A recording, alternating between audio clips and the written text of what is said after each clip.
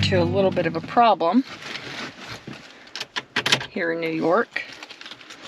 And although I'm a little embarrassed to even admit it, I think it's something that people may relate to. And that is the fact that I have a toothache. So I have something scheduled at my dentist, knowing I wasn't going to be there for another month. So I have a plan with them, but this tooth's not waiting, and it is very clearly infected. So I realize that I've waited too long. We have this gap with this new job, and so his insurance doesn't kick in for another 3 weeks. So I really didn't want to pay a bunch of money out of pocket, but I didn't have to.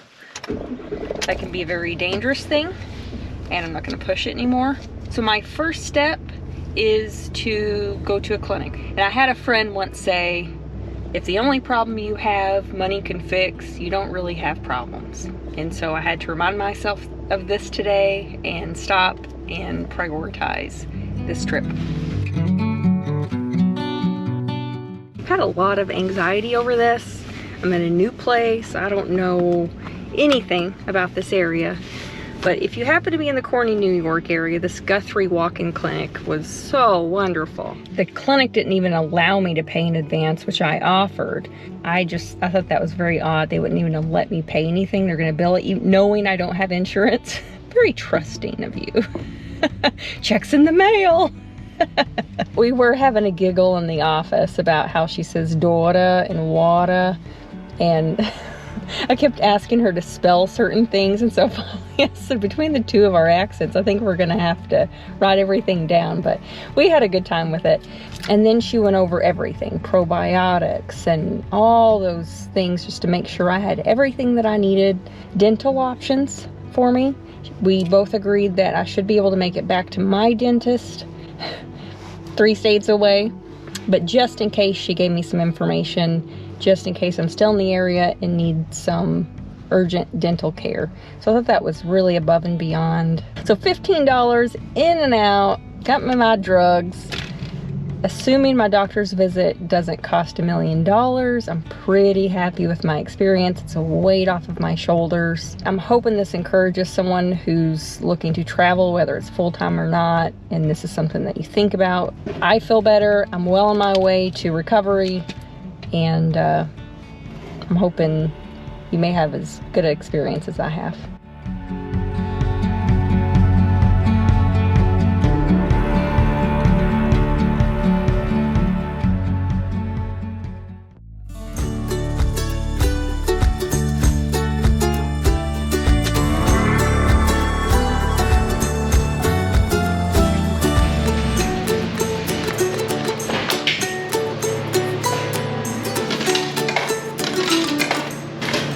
Laundry's not too expensive here. It's kind of nice. $1.75.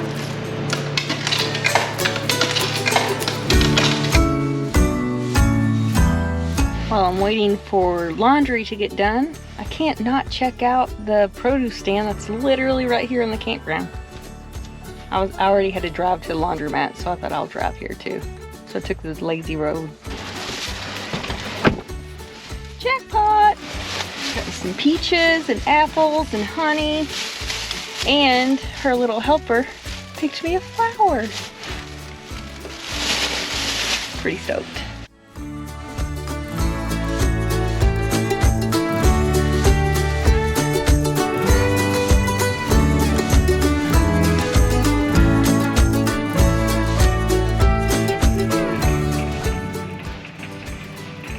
Can you guess which pile is Cody's and which is mine?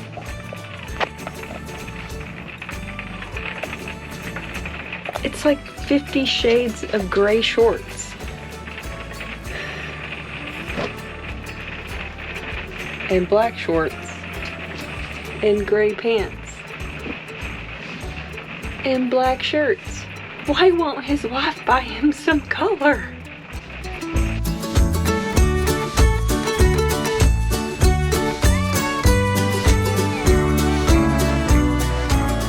I know Angela's already spent some money this week at the doctor's office, and we're going to find out how much that is by the end of this episode, because I'm just dying to know. We are leaving Saturday morning, and we want to get an early start start and beat some rain that's coming in. Tonight's Thursday, tomorrow's Friday, so we're gonna go try to get the grocery stuff taken care of. Angela's already done a lot of the laundry and stuff around there, and we're just gonna be working our way towards getting ready to go. And hey, this is like triple or quadruple our average for how long we stay in one place in the last year, because we've actually stayed here 2 weeks. Well, 15 days to be exact, and it's been kind of nice. It has been kind of nice. But the road's calling. And karma got me. I was smack talking Cody's wardrobe yesterday. My uniform? Your uniform, your gray and black uniform. I'm rocking the uniform right now. Yeah, I know. And my pants blew out. In a quarter Yes, mile, they turn did. right onto the I was pushing them just a little too far. I really liked them because they were comfortable. They were comfortable because they were broke in. So now I got to figure out if I'm going to try to revive them or let them go. Okay, so good news and bad news. The good news is Home Depot had what I needed. The bad news is it was all the way on the other side of the store, and it was leg day yesterday, and I'm so sore I'm pretty sure I'm not walking right. And I know this isn't something I talk about, and if you've seen my basement doors open, you're probably rolling your eyes at me, but I'm really excited about this because the Starlink is a problem for storage. I have it in this big bulky tote, and there's wires and routers, but I did a little research, and I think I found the perfect box for the Starlink. And if the reviews on the Home Depot website and the pictures their customers put on are right, this should fit my Starlink perfectly with a little padding material around it, and it'll save me a whole lot of space. So when we get back, I'll show you guys the tote that I'm getting rid of and what I'm replacing it with. This tote's already paying for itself. Been warned that Walmart doesn't do, or stores don't do bags here in New York. And this is the third time that I've gone to the store and forgotten and didn't bring anything, so stuff just kind of rolls around in the back. It's lovely. Yeah, so what's going to happen is there's going to be an apple that ends up under the seat of the truck because we don't do bags up here. So Cody's totes are kind of already paying for themselves. So I'm going to use my Starlink tote to put meat in.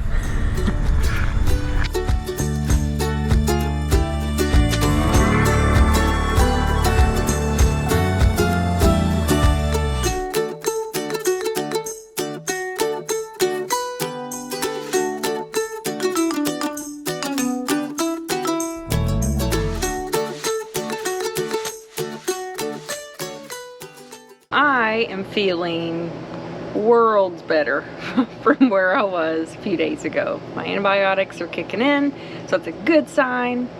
They did send me a bill, finally. So how much is that going to cost us? The doctor's visit was $2.99. They sent me a text, so $314 total. Now that's not going to count whatever this dental is going to be, but that got me out of pain and out of a potentially dangerous situation. I knew what my weekly deductions were going to be when I took the job. What I didn't realize is that was the low premium, high deductible plan, which is about $800 a month. And then we have a $4,000 deductible on top of everything else. So, and that's only if one of us need to go to the doctor. If we both have to go to the doctor, it's an $8,000 deductible. So you're talking, you know, low end, if we have to use our insurance, $12,000, $13,000 a year.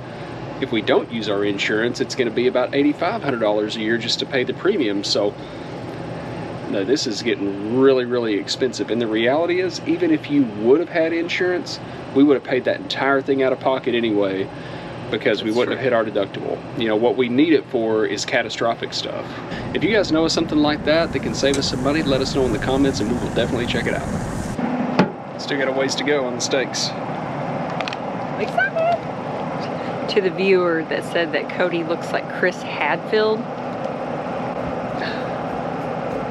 I don't see it. I might have saw a little bit of a resemblance, but there's no way I could ever rock a mustache quite that sweet. You have to be born in the 80s to do something like that, or before. You have to be born in the 80s to do something like that. Let us know what you think. Show me the money. Here we go. Ooh, I'm excited. I don't cook my steaks well done. They're probably on the low side of medium. And if somebody decides to come around and want their steak well done, we'll kindly refer them to another campsite because we don't do that here.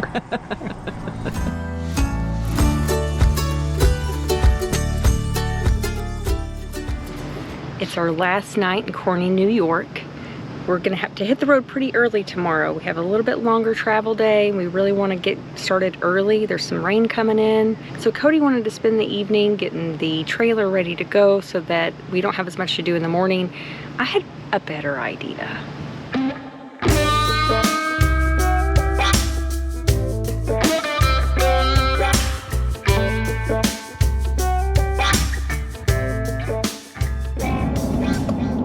I'm a little concerned this is going to be Asheville, North Carolina all over again. This castle. Lord. It's around the $45 to $55 a person range. You're kidding me. To go walk around the outside of somebody's house? To go stomp around somebody's house and listen to some dude tell us about it? There ain't a house in the world that's worth $300 to look at. We can go troll through a residential neighborhood, assuming the gates aren't closed. I'm sort of more of a common man. The fact that they have a mansion and they're asking me for money to look at their mansion, no. We want your firstborn to come stomp around in this hallowed hall of rich people. Do I get to take a bath at like a money bath and all the coins? So the history of the castle, it was built in the late 1800s. The property was purchased back in the 1700s, but the castle was built in the 1800s. It's changed hands several times. The people that have it now, I think, bought it in the 70s, lived upstairs, but they had the restaurant and the winery downstairs. And then they eventually moved out and turned the upstairs into a hotel. So it's like a hotel, winery, restaurant thing. Sounds hoity-toity. Is that why we're all dressed up? Yeah, I want to go feel pretty fancy. The property was originally the site of a Seneca Indian village and home to the Council of Six Nations of Iroquois. In the early 18th century, the land became part of the state of Massachusetts. This isn't a good story. That's one way to church it up. Let's just go to a castle and feel pretty.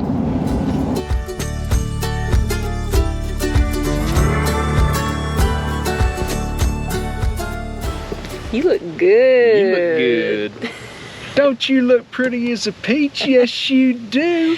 Prettier than a stack of $100 bills. Yes, you do. We are here at Bellhurst Castle, and it is an area that you can tour, but they have a restaurant and a hotel and a winery, and we thought we'd come over and have a little glass of wine and see what it's about. You want to see how out of place we can get in here? Yeah, I already feel out of place because I'm walking into a castle and I'm not in my normal uniform. But your gray and black uniform. Yeah. Color. This is me stepping out of my comfort zone.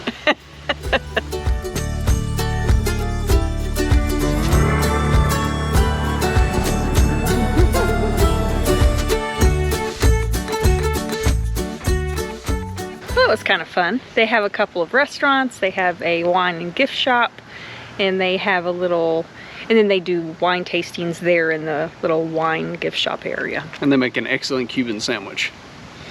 But they have a nice little walking area.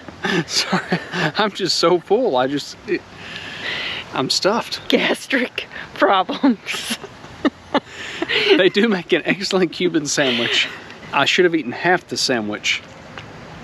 And I ate the whole sandwich and some of your nachos. And so now my stomach's just really full and yeah, I'm sleepy. Even if you don't eat here, it's a nice little area. You can walk around the front. You can tour, we didn't. But it's just a pretty view of the lake. Nice spot. It's a pretty area. I did stick my hand in the water and it's pretty cold, so I don't know that I want to be swimming in it. But it is a beautiful lake, beautiful area. This is not at all what we expected with New York. But now we got to try to get back before the sun sets so I can get a few things done tonight so we can leave early tomorrow morning.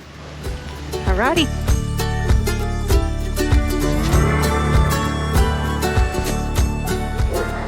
Good morning, folks, and welcome to Travel Day. It almost never fails whenever I'm getting ready to set up or leave a campsite. I always get a question around our Starlink. How does it work? How do we use it? How fast is it? And today I actually got an interesting question, and somebody said, what do you do with it when you're going down the highway? Well, what I used to do with it going down the highway was to put it in an old beat up cracked tote with no lid and just kind of pile things around it, and it was always in the way. I actually found online on a Reddit forum this week that there's a particular tote that Husky makes, and it's the Husky 12-gallon heavy-duty stackable tote that fits the Starlink perfectly. So I'm gonna go ahead and pack this thing up this morning. In doing this, it's gonna make things a lot more neat in my basement. And prior to this, I was actually taking my little cast iron flat top skillet that I bought and sliding it right in here in between my refrigerator and the wall. I had to pack it in pool noodles, and when you'd open this up and have people over, it was just kind of an eyesore with all the noodles sticking out. So I bought a second tote to put that in just to make this whole area look a little cleaner. So we got rid of the big ugly tote, bought 2 nice Husky totes. They stack in a lot better. This tote fits my Starlink like a glove. I actually took some pool noodles and lay it right down the side of the Starlink. I take 4 smaller pool noodles, put them on the legs of the Starlink stand just to protect everything, wrap the router up in an old bath towel, stack the cables on top. It's perfect. I'm really excited about that.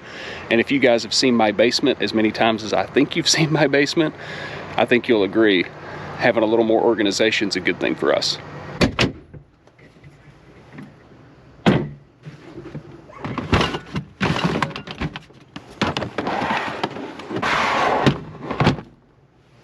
It's travel day. Helpful tip.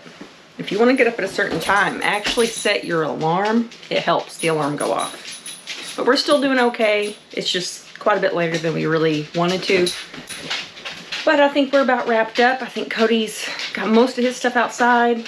I'm piling everything by the door so I can do my double and triple checks in here before we pull the slides in. We have this for our fridge. It caps over the top to keep the doors. And if you notice, the slide out is right next to it. So when the slides come in, if that door comes open, it's a problem because it's inside that slide. And so you open it without checking that door and it could break the whole door off. And trust me, we've had problems probably 5 or 6 times now. Why we never showed the videos, I don't know. But we had some stuff in there that was knocking the door open, even with this on, and stuff would fall and then it would block the door open inside the slide, and we were stuck. We couldn't pull the slide out. We couldn't shut the fridge door because there was food there. We couldn't get to it because we had this much room. It was a problem. I mean, we had to just kind of like reach up underneath and over and just try to get it to where we could get it closed, get the slide out and work it. So by the handful of times it happened, Cody did a fix for me. He put a little Velcro on the top of the fridge and here, this, so that it lines up perfectly. So we haven't had any problems. So that's our fix. We actually did a teardown video probably 6 months ago, kind of doing the full rundown on the teardown. That video's in the archives if you want to check it out. But I probably need to shoot another one because we've added a lot of things and we've changed a few things around. One thing I actually saw a couple people asking out on Facebook this week is what to do about this mini fridge when you travel down the highway. Admittedly, if you have a lot of cans, bottled water, whatever in there, as it bounces around, a lot of times you get there and the door's just kind of cracked open a little bit, and it's just enough to let any frost that melted run out into this wooded area here. So what I've been doing for a while is use one of these bike straps. You guys know I'm a big fan of these for a bunch of reasons, but I actually found they work really, really well to hold this door shut. So what I did is I just looped it around the back of the fridge, pull it around, cinch it tight. Now the door doesn't come open going down the road. When I get somewhere, I just loosen it and put it up over the top so I don't have to actually fish around back there and set it up every time. I'm a really big fan of these straps. They're super cheap. They're like 15 bucks for a bag of them on Amazon. I'll put a link in the description, but sometimes I roll up my power cord and use one, cinching down our chairs and our outdoor rug and stuff just to kind of hold everything together going down the road. These things work out really, really great. Now let's go check in with Ange and see if she's about ready to hook this thing up and roll.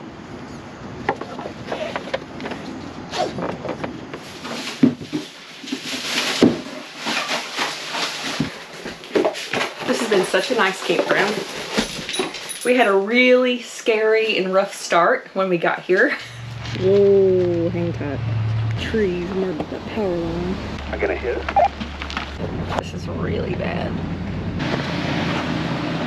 Whoa, whoa, whoa, whoa, whoa, whoa, whoa, whoa, whoa. I try to stop the truck slides. It was because we got bad information, and it was because we didn't follow through with making sure where we were going was safe to go. But once we got here, this is beautiful. We have the most beautiful scene behind us. So it's broken up into two sides. You have kind of full-time or seasonal on the other side with all the amenities in the office. On this side of the train tracks, it's wide open and it's beautiful. And during the week, it's quiet. The weekends get to hopping, but still, we've met some really nice people. It has a produce stand. It has really nice amenities, game room, pool, fishing pond. One downfall is there is a really loud train that comes through here and it will shake the camper. It's so loud. Granted, we're really close to it, but it's consistent. It comes at like 9 a.m. every morning and then I want to say like 6 p.m. in the evening. For us, we're up during that time, so it's not really that big of a deal. But if you're a late sleeper, just know that that is one thing here.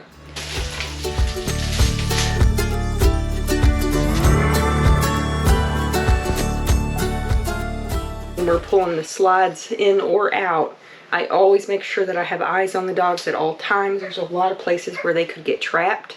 Always make sure you have your eyes on your pets at all times when these things are moving. And I like to make sure Cody isn't under the slide, messing with the tires, something like that, because I could give him a little surprise too. This is technically a pull through, but the ground's been kind of wet lately. And I don't know that it's a good idea. So we're gonna try to back out and just see if that works a little better. We just have an electric box to watch out for and we'll just try it. And it's raining. Well, we didn't beat the rain. We almost beat the rain. So I had to put the camera in the truck because it has a little medium mount that can't get wet. But we decided to go ahead and make the circle and it was solid enough that it worked out. Not the circle up around the other end of the park. No. The circle in the field out in front of our campsite, which is what we saw everybody else doing all week. But it's been very, very rainy. Yeah, but it was solid. It's all good. It worked out. And now we're on the road. So I'm pretty sure I've got a spark plug going out.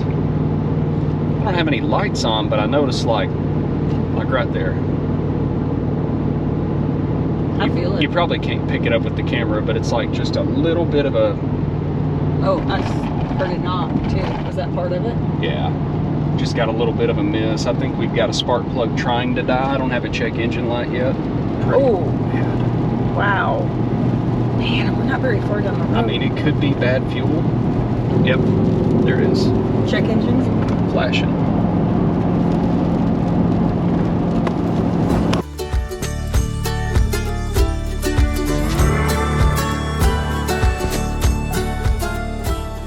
The check engine light is still on, but it's no longer flashing. All right, so we had this unplanned diversion in our travel day. So I think that's gonna be the end of this video. Thank you guys for watching. We are super excited. We just saw this morning that we hit 2,000 subscribers. That's another milestone and we're super excited. So thank you guys for being here. If you haven't, go ahead and subscribe and make sure you come back for the next video when we hopefully find out exactly what's wrong with this truck and what we're gonna do to fix it. Yeah. Bye guys.